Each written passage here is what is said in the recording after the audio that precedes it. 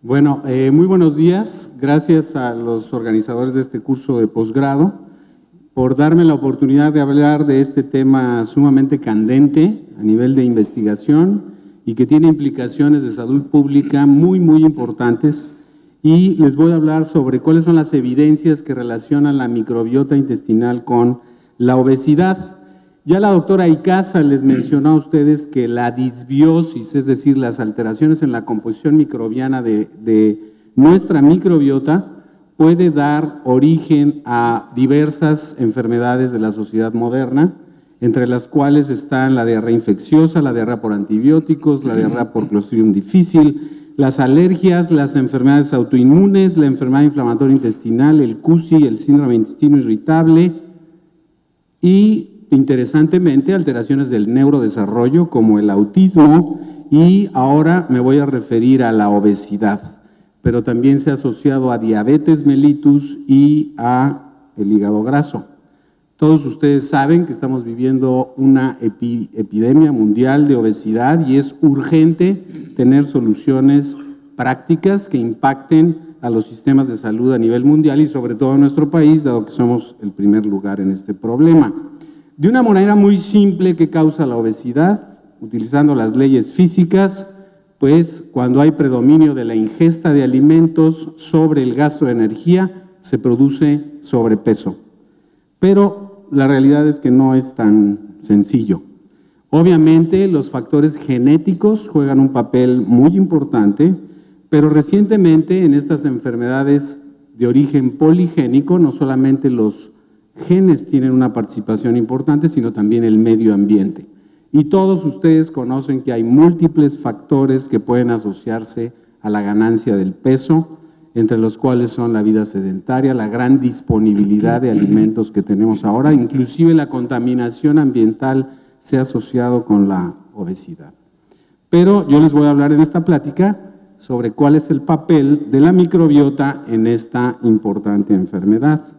Ya les habló la doctora Icaza que la microbiota intestinal, nacimos estériles, dependiendo de si nacemos por cesárea o por parto vaginal, se va a colonizar nuestro intestino con gérmenes de la piel en el primer caso, con gérmenes de la microbiota intestinal de la madre en el segundo, y posteriormente, ya muy cercano al año de vida, adquirimos ya lo que va a ser nuestra microbiota de la edad adulta, y como ven ustedes en este diagrama, el predominio de los firmicutes sobre los bacteroidetes. Esto lo tenemos que aprender, y la relación entre estos dos filos bacterianos es lo que se ha asociado en parte a el desarrollo de obesidad y de otras entidades patológicas.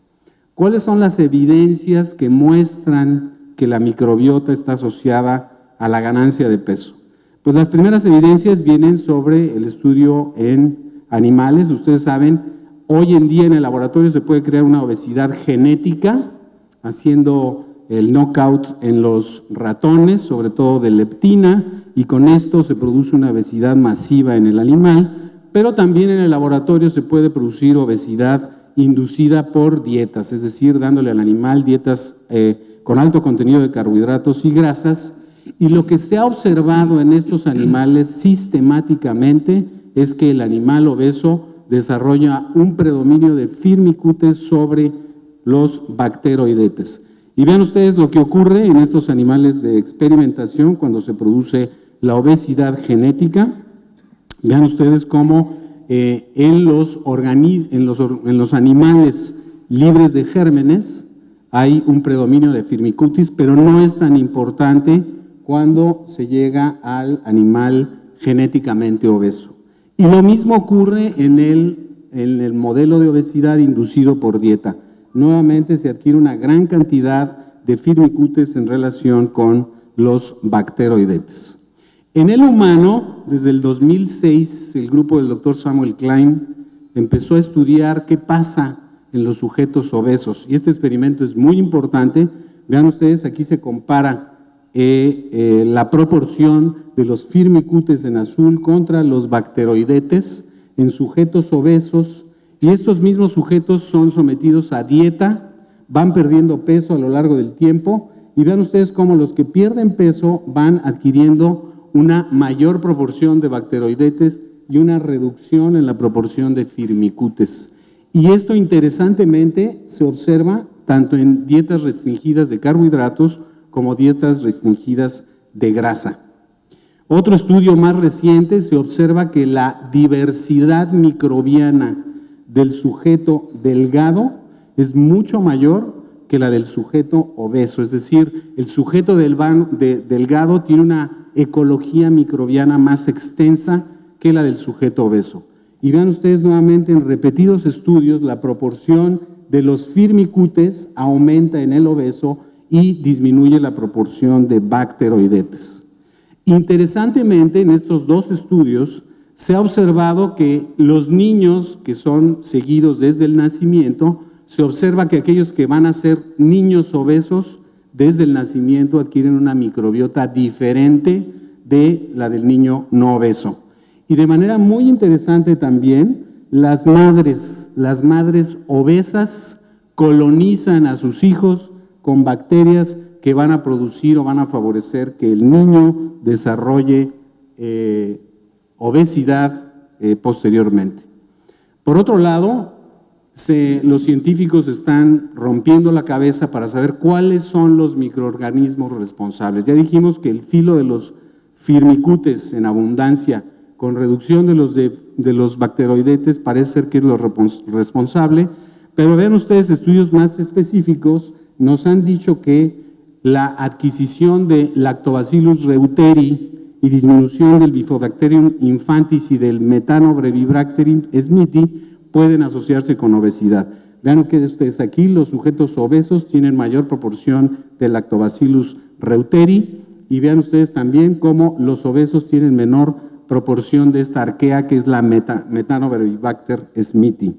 De manera muy interesante, en este estudio francés, esta bacteria que habita de manera normal en nuestro intestino, que se llama Akkermansia mucinifera, y esto es por un científico holandés de apellido Akkermans, y en un estudio en ratas, estos investigadores demostraron que los animales obesos tienen una disminución significativa en esta bacteria, en la Akkermansia, y de manera muy interesante en estudios controlados, los animales a los cuales se les suplementa o se les administra colonias de Akkermansia mucinifera corrigen todas las alteraciones metabólicas, el sobrepeso y los fenómenos inflamatorios asociados a la obesidad. De tal manera que hoy en día ya tenemos un grupo de bacterias que puede estar asociada con la ganancia de peso.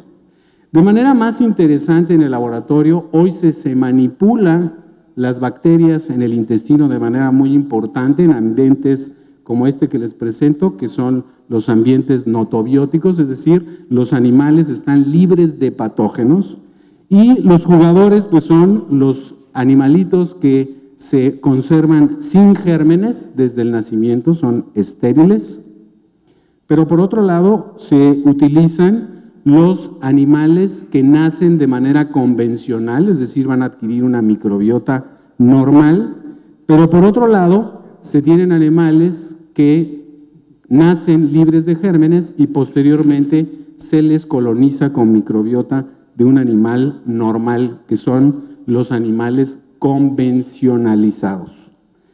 Y entonces los experimentos, vean ustedes, un animal que nace convencionalizado, la microbiota de este animal se le trasplanta a los animales libres de gérmenes, se analiza la microbiota con técnicas de biología molecular y los resultados son sumamente interesantes. Vean ustedes el contenido de grasa o los depósitos de grasa. Los animales libres de gérmenes característicamente van a tener menor contenido de grasa. Vean ustedes los animales que nacen convencionalmente tienen menos contenido de grasa, los que tienen una microbiota normal, más contenido de grasa, y los animales libres de gérmenes que son convencionalizados, que se les trasplanta microbiota de un animal normal, pues empiezan a ganar tejido adiposo. Y esto es independientemente de la dieta. Vean ustedes cómo los animales libres de gérmenes consumen inclusive mucho más calorías que el otro grupo de animales. De tal manera que en estos experimentos queda muy claro el papel que juega en el metabolismo energético las bacterias intestinales. Por otro lado, se han hecho experimentos en donde la microbiota de animales delgados se trasplanta a animales libres de gérmenes y la microbiota de animales obesos se trasplanta también a este tipo de animales, y vean ustedes los resultados. En aquellos animales o ratones colonizados con microbiota de sujetos delgados, vean ustedes cómo la proporción de grasa es significativamente menor en la obesidad genéticamente determinada, y cuando se trasplanta microbiota de un animal obeso, el animal rápidamente empieza a acumular grasa. Y esto también se reproduce en el modelo de obesidad inducida por dieta.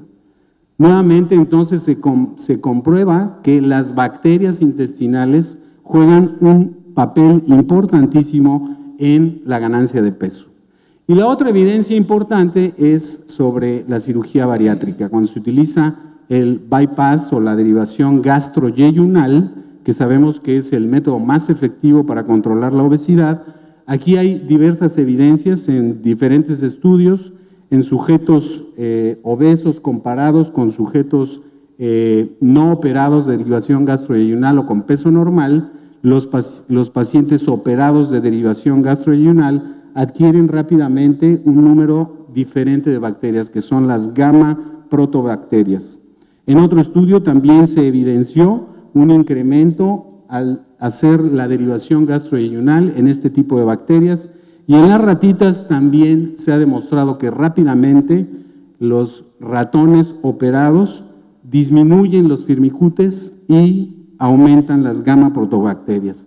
De tal manera que la derivación gastroyeyunal tiene un impacto significativo en la composición bacteriana de la microbiota.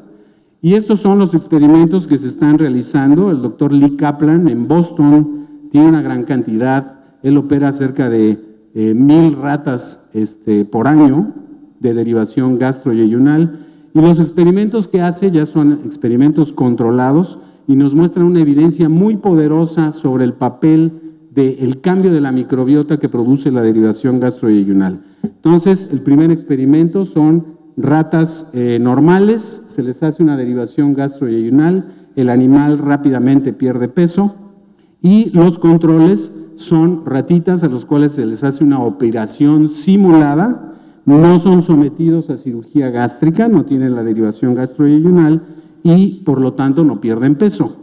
Pero por otro lado tenemos la operación simulada, en donde al animal se le sujeta a dieta, entonces no tiene cirugía gástrica, pero sí pierde peso por la maniobra experimental de la dieta. Y a todos estos animales se les hace un muestreo de su microbiota y los resultados son sumamente interesantes. Vean ustedes las ratas que se les hace cirugía simulada, las ratas que bajan de peso se les hace cirugía simulada, pero con dieta baja en carbohidratos y en grasa, y las ratas operadas de derivación gastroyeyunal. Y vean ustedes la proporción de bacterias. Las que son operadas, las que tienen derivación gastroyeyunal, disminuye significativamente la proporción de firmicutes, aumenta este otro tipo de bacterias, las verrucomicrobiales, y por otro lado aumentan las enterobacterias, las gamma protobacterias. Entonces estos experimentos demuestran claramente que la derivación gastroyeyunal per se impacta en la composición microbiana de estos animales de experimentación. De tal manera que, en resumen, en esta tabla les presento cómo se modifica la microbiota, y evidentemente la derivación gastroyeyunal impacta significativamente, disminuyendo la proporción de firmicutes y aumentando las enterobacterias y los verrucomicrobiales. Por otro lado, vean ustedes los experimentos con trasplantes. Ahora, para corroborar que es la microbiota de las ratas derivadas con esta cirugía bariátrica, la derivación gastroyeyunal, vean ustedes cómo las ratitas que tienen cirugía simulada, su microbiota se trasplanta en animales libres de gérmenes, en animales estériles, y vean ustedes cómo esta microbiota las hace ganar de peso rápidamente. Y la interrogante era ver la microbiota de las ratas con cirugía con derivación gastroyeyunal. ¿Qué pasa si esta microbiota se trasplanta a ratitas libres de gérmenes?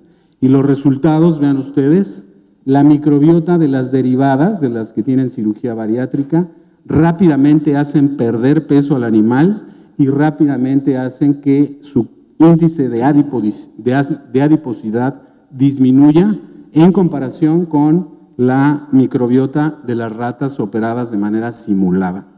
Nuevamente, estos experimentos entonces muestran que esta cirugía y la microbiota que se produce tiene cambios significativos en la génesis de la obesidad y el depósito del tejido adiposo. Entonces, con estos experimentos nos tenemos que preguntar de qué manera las bacterias hacen ganar peso a estos animales.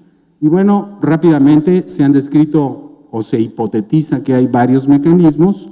El primero de ellos es que si tenemos bacterias en el intestino, todos los residuos de carbohidratos no digeribles que van a llegar al colon van a ser metabolizados por estas bacterias y estas bacterias van a hacer que tengamos una extracción extra de energía que se va a acumular en forma de tejido adiposo. Entonces, aumentando la extracción de energía de los alimentos no digeribles es un mecanismo por el cual las bacterias producen esto. Por otro lado, sabemos que el tipo de bacterias en el intestino aumentan o disminuyen el tránsito intestinal y eso va a favorecer o a disminuir la disponibilidad de carbohidratos en el intestino.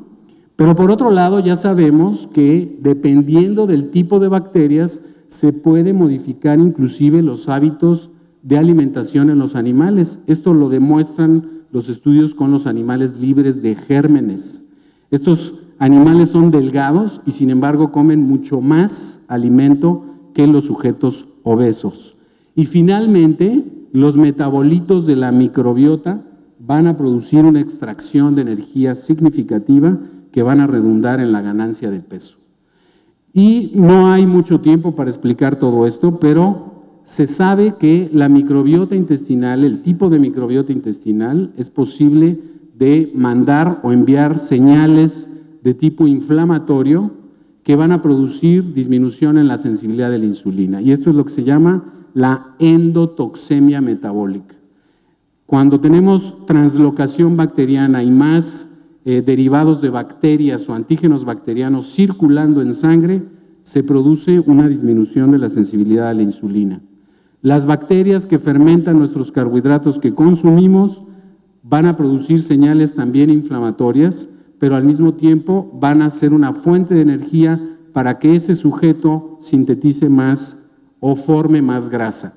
Y también se ha visto que las bacterias intestinales juegan un papel importante en la disponibilidad de ácidos biliares en el intestino y los ácidos biliares también contribuyen a la producción de tejido adiposo, de incretinas o del péptido, el GLP-1 y al gasto de energía.